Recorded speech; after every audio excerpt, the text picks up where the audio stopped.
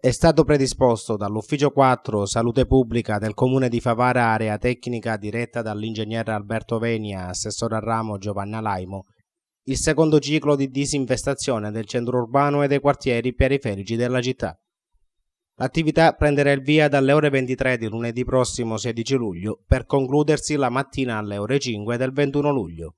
Nella notte tra domenica e lunedì, le aree interessate dalla disinfestazione sono via Regione Siciliana, Capitano Callea, viale Pietro Nenni e via Carlo Alberto dalla Chiesa.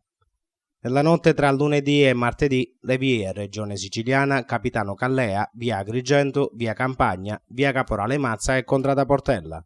Dalle ore 23 alle ore 5 di mercoledì 18 luglio, le vie interessate sono via Carlo Alberto dalla Chiesa, viale Pietro Nenni, via Ugo Foscolo, via Sant'Angelo, via Pio La Torre, viale Berlinguer e Traverse. Ed ancora nella notte tra mercoledì 18 e giovedì 19 luglio le vie Contrada Portella, via Caporale Mazza, via Campagna, via Agrigento, via Ugo Foscolo, piazza della Libertà, via Umberto, piazza Capitano Vaccaro, via Mendola, incrocio viale Progresso e via Empedocle.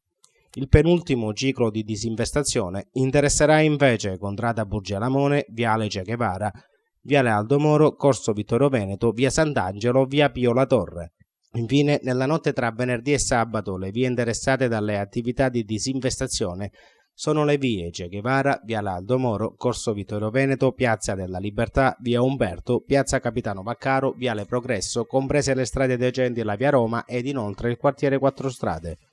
Pertanto, i cittadini nelle notti di tale periodo non dovranno lasciare nei balconi e negli spazi aperti nessun prodotto commestibile, biancheria stesa e animali. Inoltre dovranno tenere ben chiuse tutte le aperture delle abitazioni.